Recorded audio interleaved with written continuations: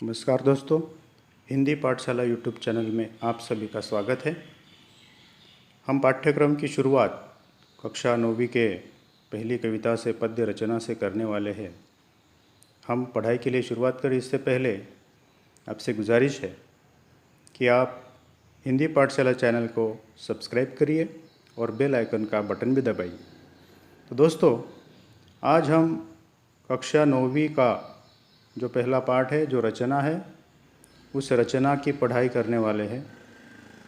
मैंने कोशिश की है आपको समझाने की।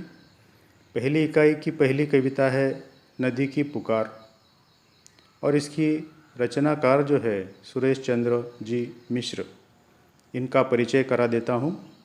18 मई 1965 धनोपुर प्रतापगढ़ उत्तर प्रदेश में इनका जन्म हुआ था। परिचय में आप हिंदी के आधुनिक कविता के क्षेत्र के जाने माने गीतकार हैं। अभी तक आपने संकल्प, जय गणेश, वीर शिवाजी, पत्नी पूजा जैसी कृतियों की रचना की है। आपने यहाँ जो रचना की है नदी की पुकार, उसकी विधा है गीत, प्रकार जो है वो गीत है। तो चलिए हम नदी की पुकार ये कविता समझते हैं। दोस्तों, नदी जो होती है वो दान करने वाली होती है।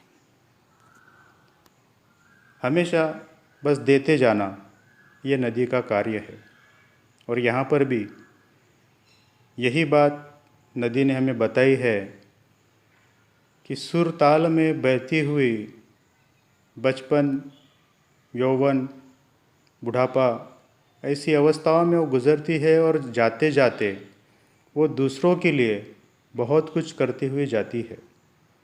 देखिए, पहली पंक्तियों में कहा है, सबको जीवन देने वाली करती सदा भलाई रे, कल कल करती नदियाँ कहती मुझे बचा लो भाई रे। नदी सबको जीवन देती है, मतलब पानी देती है पीने के लिए, जानवरों को पीने के लिए, इंसानों को पीने के लिए, हमारे उद्योगों के लिए, बिजली बनाने के लिए, जल में मछलियों के लिए पानी देती रहती है, जीवन देती रहती है, सबकी भलाई करते रहती है, और कलकल करते हुए बहती है तो बहते हुए बचाती है कि कहती है कि मुझे बचा लो, क्योंकि हम उसको प्रदूषित करते हैं, हम उसका गैर इस्तेमाल करते हैं। यहाँ पर नदी ये कहना चाहती है कि मुझे बचा लो, मैं आपको जीवन देती हूँ। मर्यादा में बहने वाली होकर अमृत धारा, प्यास बुझाती हूँ उसकी जिसने भी मुझे पुकारा। परहित का जीवन है अपना, मत बनिए सौदाई रे, कल कल करती नदियाँ कहती मुझे बचा लो भाई रे। नदी अपनी मर्यादा में बहती है, अपने पात्र में बहती है तो अमृत की धारा बनकर बहती है, जब तो वो अपनी मर्यादा में रहती है। मतलब अपने तटों के अंदर जब वो बहती है तो अमृत की धारा होती है। सबकी प्यास बुझाती हुई आगे बढ़ती जाती है। जो भी नदी को पुकारता है उसका भला करती हुई नदी आगे बढ़ती जाती है। नदी का जीवन परहित के लिए ही हुआ है। परहित मतलब क्या? दूसरों का कल्याण करना। तो दूसरों का कल्याण करने के लिए जो बहती हुई पहाड़ियों से निकल कर आती है, हमें पागलपन नहीं करना चाहिए, हमें सौदाई नहीं बनना चाहिए, ऐसी इच्छा नदी व्यक्त करती है। आगे कहते हैं कवि, नदी के माध्यम से गिरवन से निकली थी तब मन में पाला था सपना, जो भी पथ मिल जाए बस उसे बना लो अपना। मगर मलिनता लोगों ने तो मुझ में डाल मिलाई रे, कल कल करती नदियाँ कहती मुझे बचा लो भाई रे। नदियाँ गिरिवन से निकलती है, मतलब पहाड़ों से निकलती है, वनों से निकलती है, तब मन में एक सपना होता है नदियाँ का कि जो भी पथ में मिलेगा, जो भी रास्ते में मिलेगा, उसे अपना बनाते हुए जाऊंगी, उसका कल्याण करते हुए जाऊंगी। मगर लोगों ने जहाँ जहाँ भी नदी गई है वहाँ वहाँ उसके अंदर मलिनता छोड़ी जाए। जो भी उनके पास था, जो भी त्याज्य था, वो सब नदी में छोड़ते गए और नदी को मलिन किया लोगों ने। तो नदी का सपना वहाँ टूट गया। आगे नदी कहती है, नदिया के तट पर बैठो तो हरदम गीत सुनाती, सूखा पड़ जाए तो भी कितनों की प्यास बुझाती। बिना शुल्क जल देती है, कितनी आई महंगाई रे। कल कल कहती करती नदिया कहती, मुझे बचा लो भाई रे। कभी नदिया के तट पर जाकर बैठो तो नदिया के स्वर हमें सुनने को मिलते हैं। पानी की हलचल, बहता हुआ निर्मल जल, वो स्वर गीतों के समान हमें सुनाई देते हैं, सुखद लगते हैं। कभी सूखा अगर पड़ जाए, अकाल पड़ना, सूखा मतलब अकाल, जब बारिश नहीं होती है उसको सूखा कहते हैं।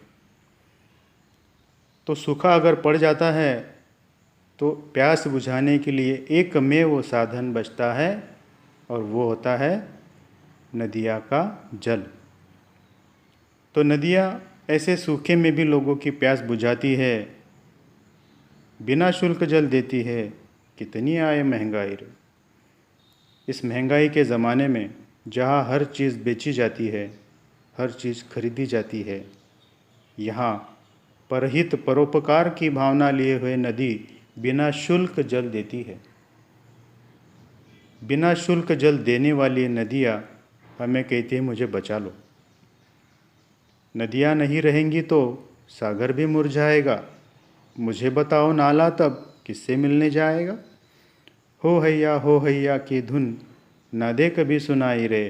कल कल कहती नदियाँ कहती, मुझे बचा लो भाई रे। अगर नदियाँ ही नहीं रहेगी तो सागर भी मुरझा जाएगा, क्योंकि सागर में जो पानी आता है वो नदियों से आता है। मुझे बताओ नाला तब किससे मिलने जाएगा। नदिया से मिलने कौन आता है? नाला आता है। छोटा प्रवाह होता है पानी का, उसको नाला कहा जाता है। ऐसे छोटे छोटे प्रवाहों से बनती है नदियाँ। तो नाला मिलता है नदियों से, नदियाँ मिलती है सागर से। तो अगर नदियाँ ना रहेंगी तो नाला किससे मिलने जाएगा। हो हैया की धुन ना दे कभी सुनाई रे।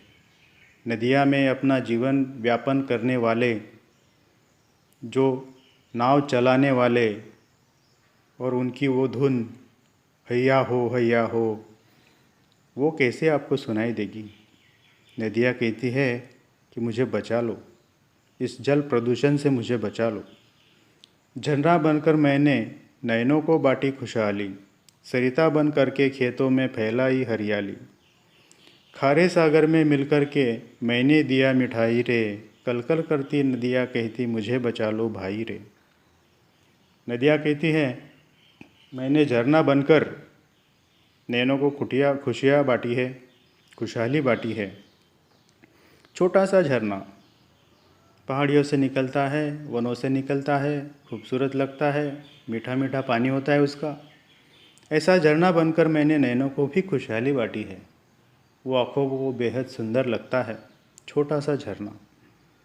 और ये झरना क्या है? नदिया का प्रारंभिक रूप। फिर सरिता बन के खेतों में फैलाई हरियाली रे। नदी का समान अर्थ वाला शब्द होता है सरिता। तो सरिता बन के खेतों में हरियाली फैलाई है। खेतों को सिंचने के लिए नदिया से जो पानी मिलता है, उसके कारण ही खेत हरे भरे होते हैं और किसान जीते हैं। बारिश तो होती है, कभी नहीं होती है, लेकिन नदिया से अगर पानी सींचा जाए तो फसलें हरी भरी हो जाती है। तो किसानों के ऊपर भी उपकार है। तो नदिया कहती है, सरिता बन के मैंने खेतों में हरियाली फैलाई है, खारे सागर में मिलकर मैंने दिया मिठाई रे। देखिए, सागर का पानी होता है खारा, नदिया का पानी होता है मीठा।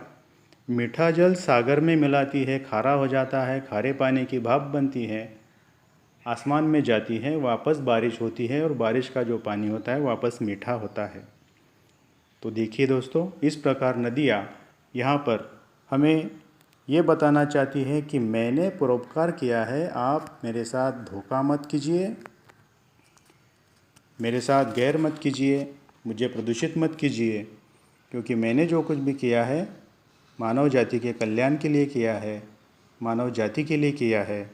इसीलिए यहाँ पर नदी की ये पुकार है, नदी हमें पुकार रही है कि मुझे बचा लो, मैं आपकी भलाई करती हूँ, मैं आपके ऊपर उपकार करती हूँ और आप अपना फ़र्ज़ नहीं निभाते हैं। तो ये सारी बातें जो हैं हमें इस कविता के माध्यम से कवि सुरेश चंद्र मिश्र जी ने बताई है। नदी की पुकार इस रचना के माध्यम से, जो कि एक गीत है, गाकर भी हम सुना सकते हैं। तो दोस्तों, आज के लिए इतना ही। धन्यवाद।